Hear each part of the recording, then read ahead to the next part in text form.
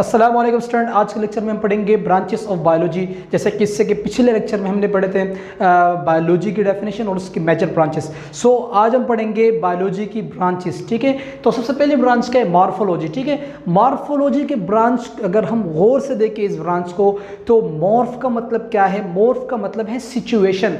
ठीक है, सिचुएशन का मतलब क्या है? यानी कि हालत। ठीक है, और लॉजी का मतलब क्या है? लॉजी का मतलब है स्टडी। इसका मतलब क्या हुआ? मॉर्फ का मतलब क्या है? मॉर्फ का मतलब है हालत। ठीक है, और लॉजी का मतलब क्या है? लॉजी का मतलब स्टडी। तो हम यहाँ पर किसी भी जानदार की हालत को स्टडी करेंगे, उसकी बैरूनी स्ट्रक्चर को, कि वो किस स्ट्रक्चर का बना हुआ है, हम उसके स्ट्रक्चर को मॉर्फोलॉजी में डिस्कस करेंगे। वो जानदार एनिमल्स में से कोई जानदार भी हो सकता है, बैक्टीरिया हो सकता है, वायरस हो सकता है। ठीक है, तो इस ब्रांच को हम क्या कहते हैं? मॉर्फोलॉजी, जिसमें हम अपनी आंखों से उस जानदार की बैरूनी स्ट्रक्चर को देख सकते हैं। और इस ब्रांच का नाम क्या है? इस ब्रांच का नाम है मॉर्फोलॉजी। ठीक है, नेक्स्ट ब्रांच की तरफ मूव करेंगे। नेक्स्ट ब्रांच का है एनाटॉमी।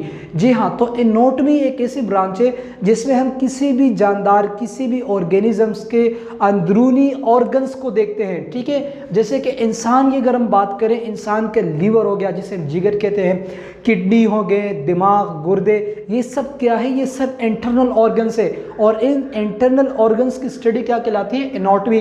के स्टमक किस स्ट्रक्चर का बना हुआ है, आंखों का स्ट्रक्चर क्या है, मैदे के स्ट्रक्चर क्या है, ये सब हमें एनाटॉमी में डील करते हैं। ठीक है, तो एनाटॉमी क्या है? एनाटॉमी है study of internal structure of organisms. ठीक है, यह study of internal structure of organisms, किसी भी जानवर, किसी भी जानदार के अंदरूनी स्ट्रक्चर को स्टडी करना क्या कहलाती है? एनाटॉमी। ठीक है, इसके बाद क्या है? इसके बाद है साइटोलॉजी। जी हाँ, तो साइटोलॉजी, साइटो का मतलब क्या है? साइटो का मतलब है सेल। ठीक है, अब सेल क्या है? सेल के अंदर क्या मौजूद है? ठीक है, सेल के अंदर न्यूक्लियस मौजूद है। ठीक है, सेल के अंदर सेल मेम्ब्रेन मौजूद है, साइटोप्लाज्म मौजूद है, माइटोकॉन्ड्रिया मौजूद है, Golgi complex, endoplasmic reticulum, smooth, rough, ये सब चीज़ें मौजूद है। ठीक है, इन सब चीज़ों, सेल के तमाम स्ट्रक्चर, उसके फंक्शन, उसके केमिकल कंपोजिशन, इन सब की स्टडी क्या कहलाती है? इन सब की स्टडी साइटोलॉजी कहलाती है। ठीक है, तो इसको हम सिंपली क्या कह सकते हैं? इसको हम सिंपली कह सकते हैं study of cells, study of cell. अब स्टडी ऑफ सेल्स का मतलब क्या है? कि सेल के तमाम स्ट्रक्चर, सेल के ऑर्गेनील्स हो गए, सेल के cytoplasm, nucleoplasm, nuclear membrane, cell membrane का स्ट्रक्चर और उसका फंक्शन, ये सब हम कहाँ पढ़ते हैं? हम पढ़ते हैं साइटोलॉजी। किसी भी ऑर्गेनिजम्स के सेल की स्टडी क्या कहलाती है? साइटोलॉजी। ठीक है, तो ये क्या है? एनाटॉमी क्या था? एनाटॉमी इंटरनल स्ट्रक्चर था, इंटरनल स्ट्रक्चर। और ये क्या था? एक्सटर्नल, या उसको हम क्या कह सकते हैं? External features. ठीक है, जो हम बैरूनी तौर पे देखते हैं और उसके बाद कंक्लूजन्स देते हैं। तो ये क्या? साइटोलॉजी कहती है। हम बात कर रहे थे साइटोलॉजी। साइटोलॉजी क्या है? साइटोलॉजी जो है खलियों की स्टडी क्या कहलाती है? खली, जिसे हम सेल कहते हैं, जिससे तमाम ऑर्गेनिजम्स बने हुए अकॉर्डिंग टू साइंस, तो उसे हम कहते हैं साइटोलॉजी। तो इसमें तमाम के सेल के तमाम स्ट्रक्चर, सेल के तमाम फंक्शंस इंक्लूड होते हैं। ठीक है, नेक्स्ट ब्रांच की तरफ हम मूव करेंगे, हिस्टोलॉजी। ठीक है, हिस्टो का मतलब क्या है? हिस्टो का मतलब है वेब। ठीक है, वेब, वेब का मतलब क्या है? एक जाला। ठीक है, तो अगर हम बात करें एग जैसे सेल मिलके क्या बनाते हैं, इस तरह के एग जैसे सेल मिलके क्या बनाते हैं? बिलियन और ट्रिलियन सेल्स मिलके टिश्यूज बनाते हैं। ठीक है, और इस टिश्यूज से क्या बनता है? इस टिश्यू से लिविंग ऑर्गेनिजम्स की फॉर्मेशन होती है। ठीक है, तो ये टिश्यू है, और ये टिश्यू किससे बने होते हैं? ये इस तरह के सेल से बने होते हैं।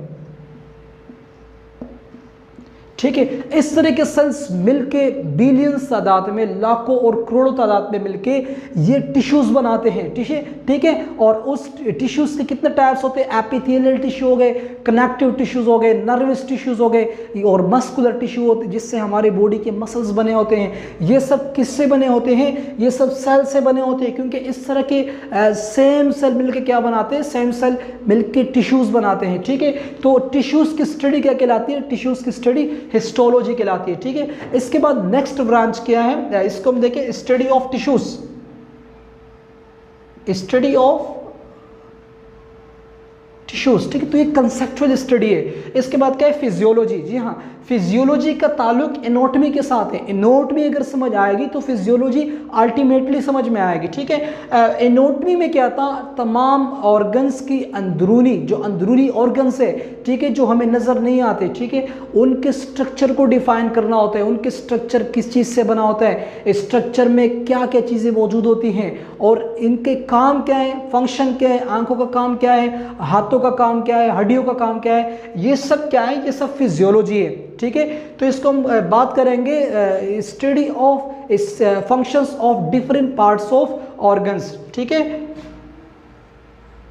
Study of different parts of organisms, ठीक है। किसी भी जानदार के जिस्म के किसी भी अज़ा के काम को क्या कहते हैं, फिजियोलॉजी, ठीक है। अगर वो आंख हो, वो हाथ हो, वो ज़बान हो, वो आंखें, जो चीज़ें भी हो, ठीक है, जो भी ऑर्गन्स हो, उसकी स्टडी क्या कहलाती है, फिजियोलॉजी, ठीक है। लेकिन उस ऑर्गन का स्ट्रक्चर क्या होता है, स्ट्रक्चर में क्या मौजूद होता है, ये क्या कहलाती है, एनाटॉमी, ठीक है। तो इसके बाद हम बात करेंगे इकोलॉजी। जी हाँ, इकोलॉजी को एनवायरमेंटल बायोलॉजी भी कहते हैं, ठीक है। इसे हम एनवायरमेंटल बायोलॉजी भी कहते हैं। एनवायरमेंटल बायोलॉजी का मतलब क्या है कि माहौलियाती हयातियात। इसका मतलब क्या है कि ऑर्गेनिज्म जो जानदार होते हैं वो जिस माहौल में रहते हैं उस माहौल के ऊपर जानदार के क्या असरात होते हैं और उस माहौल का जानदार के ऊपर क्या असरात होते हैं, ठीक है। जैसे कि हम एक माहौल में रहते हैं, उस माहौल की आबो हवा कैसी है, ठीक है, उस माहौल के निकासी का निज़ाम क्या है, ठीक है, निकासी का निज़ाम गंदगी का शिकार है, साफ़ है, क्लीन है। अगर क्लीन होगी तो हमारी सेहत क्या होगी, हमारी सेहत भी ठीक होगी। अगर वहाँ के निकासी का निज़ाम ख़राब है, वहाँ की आबो हवा भी ख़राब है, तो इसका लिविंग ऑर्गेनिजम्स के ऊपर बहुत बुरे असरात मुरतब होंगे, क्योंकि माहौल का ताल्लुक इंसान के साथ है, ठीक है। अच्छे असरात भी मुरतब हो सकते हैं अगर वो माहौल ठीक है, और अगर वो माहौल ठीक नहीं है, उस माहौल में गंदगी है, तो इंसान मूजी मर्ज़ का शिकार हो सकता है, मुख्तलिफ़ किस्म की बीमारियों का शिकार हो सकता है, जैसे कि मलेरिया हो गया, टाइफाइड हो गया, कोलेरा हो गया। इस सब के ताल्लुक किसके साथ है, इस सब का ताल्लुक इकोलॉजी के साथ है, ठीक है। इसमें हम माहौल की स्टडी करते हैं और उस माहौल के अच्छे और बुरे असरात इंसानों के ऊपर या किसी भी ऑर्गेनिजम्स के ऊपर स्टडी करते हैं, ठीक है। इसके बाद नेक्स्ट ब्रांच क्या है, नेक्स्ट ब्रांच जो है एम्ब्रियोलॉजी है। जी हाँ, और इस एम्ब्रियोलॉजी को हम डेवलपमेंटल बायोलॉजी भी कहते हैं। डेवलपमेंटल बायोलॉजी क्यों कहते हैं, इसकी सिंपल डेफिनेशन क्या है, the study of formations of new organisms, ठीक है। न्यू ऑर्गेनिजम्स की फॉर्मेशन होती है, ठीक है। जायगोट जब कंप्लीट हो जाते हैं, जायगोट क्या होते हैं, जब दो ऑर्गेनिजम्स मेल और फीमेल आपस में इंटरएक्शन करते हैं, उस इंटरएक्शंस के बाद प्रोग्रेसिव डेवलपमेंट होती है, ठीक है। यानी कि जायगोट बन जाते हैं और जायगोट बनने के बाद सेल डिवीजन होता है और एक लॉन्ग प्रोसेस होता है, और उसके बाद आफ्टर फ्यू मंथ्स यानी कि 8 to 9th मंथ के बाद एक नए ऑर्गेनिजम्स पैदा हो जाते हैं। तो इस के अंदर जो चेंजेस होती है जायगोट फॉर्मेशन के दौरान, जो ऑर्गेनिजम्स की चेंजेस होती हैं, उस चेंजेस को हम कहाँ पढ़ते हैं, एम्ब्रियोलॉजी में, ठीक है। इसके बाद नेक्स्ट क्या है, नेक्स्ट टैक्सोनॉमी, ठीक है। टैक्सोनॉमी क्या है, अगर हम बात करें तो ज़मीन पर तकरीबन 2 मिलियन यानी कि 20 लाख से ज़्यादा मुख्तलिफ़ किस्म के ऑर्गेनिज़म्स है, मुख्तलिफ़ किस्म के जानवर है। अगर वो ज़मीनी जानवर है, वो हवाई जानवर है, ठीक है, वो ज़ेर ज़मीन हो, रेंगने वाले हो, रीढ़ की हड्डी जिन जानवरों में होती है, किसी में रीढ़ की हड्डी नहीं होती है, तो ये सब क्या है, ये जानवरों के मुख्तलिफ़ किस्म के टाइप्स है। अब इस टाइप्स को साइंटिस्ट ने तरतीब के साथ रखा गया है कि जिन जानदारों की आपस में ताल्लुक़ हो, आपस में कोई ना कोई मुशाबिहत हो, तो वो जानवर अलग ग्रुप में रहे। जिन जानवरों में रीढ़ की हड्डी मौजूद हो वो एनिमल्स अलग ग्रुप में रहे, और जिन में रीढ़ की हड्डी मौजूद ना हो वो अलग रहे।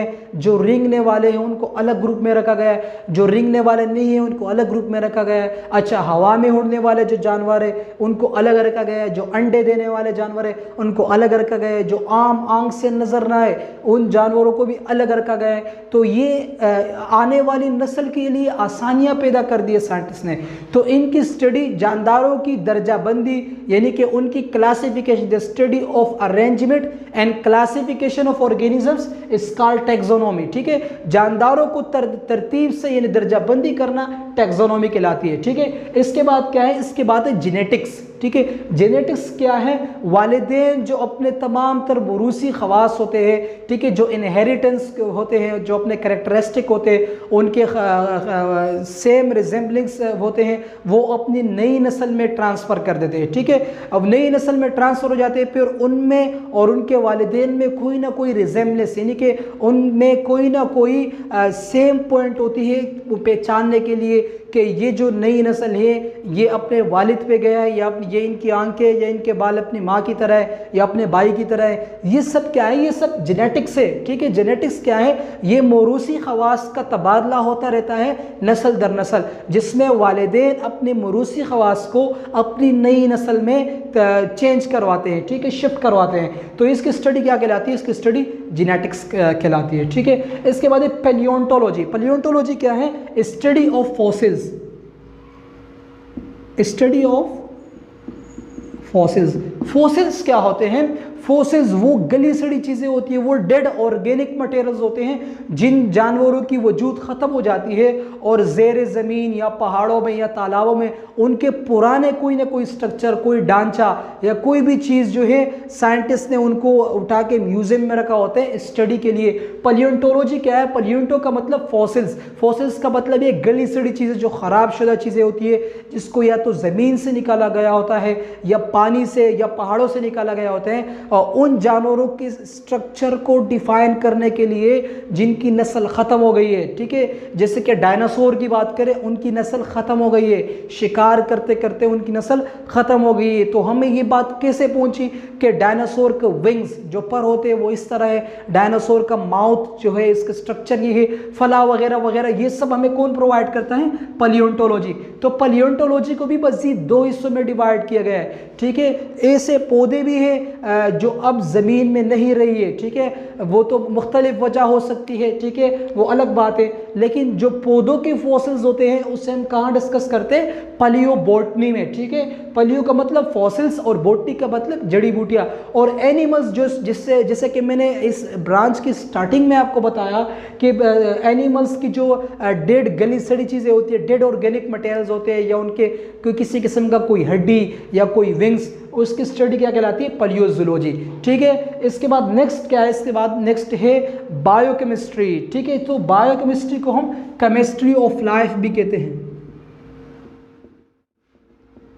Chemistry of life. ठीक है, केमिस्ट्री ऑफ लाइफ का मतलब क्या है, इंसान के अंदर मुख्तलिफ किस्म के कुदरती तौर पर केमिकल पाए जाते हैं और उन केमिकल का नाम क्या है, बायोकेमिकल। ठीक है, यानी उस केमिकल का इंसान की ज़िंदगी के साथ बहुत गहरा ताल्लुक है। ठीक है, और वो कौन कौन से केमिकल्स है, एंजाइम्स हो गए, ठीक है, पिट्यूटरी ग्लैंड से जो हार्मोन निकलते हैं वो हार्मोन्स हो गए। ठीक है, ये सारे केमिकल पे मुश्तमिल होते हैं। इसके अलावा प्रोटीन, कार्बोहाइड्रेट, वाटर, ये सब इंसानों के अंदर होते हैं और इसके इंसान के ऊपर अच्छे असरात होते हैं। ठीक है, और एनर्जी के तौर पे भी काम करते हैं, इसके अलावा ग्रोथ के तौर पे काम करते हैं। तो इन सब की स्टडी क्या कहलाती है, बायोकेमिस्ट्री जो है इनकी स्टडी कहलाती है। इसके बाद नेक्स्ट क्या है, माइक्रोबायोलॉजी। ठीक है, तो माइक्रोबायोलॉजी अगर हम देखें, माइक्रो का मतलब क्या है, माइक्रो का मतलब है स्मॉल।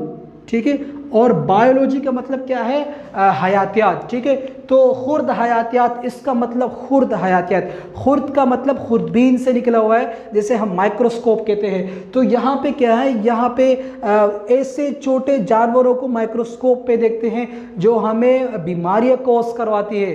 ठीक है, जैसे कि इस दौर में कोरोना वायरस की जो वबा है वो बढ़ चुकी है, वो किसकी वजह से है, वो कोरोना वायरस की वजह से है। अब कोरोना वायरस के ऊपर साइंटिस्ट रिसर्च कर रहे हैं ताकि इस कोरोना वायरस के स्ट्रक्चर स्ट्रक्चर हम देखें कि ये स्ट्रक्चर किस तरह है, ये इंसान के ऊपर किस तरह अटैक करता है, इंसान के जो WBC और प्लेटलेट होते हैं उस प्लेटलेट को किस तरह अपने कंट्रोल में लेता है, तो ये सब क्या है, ये माइक्रोबायोलॉजी है। ठीक है, इसके बाद क्या है, बायोटेक्नोलॉजी। ठीक है, बायो का मतलब लाइफ और टेक्नोलॉजी निकला है टेक्निक से। ठीक है, जो टेक्निकल वर्क होता है इंसान के फलाह बहबूद के लिए, तो वो बायोटेक्नोलॉजी में हम डील करते हैं। जैसे कि अब मैं आपको यही से एग्जांपल दूंगा, कोरोना वायरस। ठीक है, अब कोरोना वायरस ने तबाही मचाई है मुख्तलिफ ममालिक में। अब आने वाली नस्ल को इससे कैसे बचाया जाए, साइंटिस्ट ने इसके ऊपर गौर शुरू किया हुआ है ताकि इस वायरस के खिलाफ कोई ऐसी दवाई बनाए ताकि वो दवाई पर हम अपनी नई नस्ल में शिफ्ट कराए, उनको लगाए,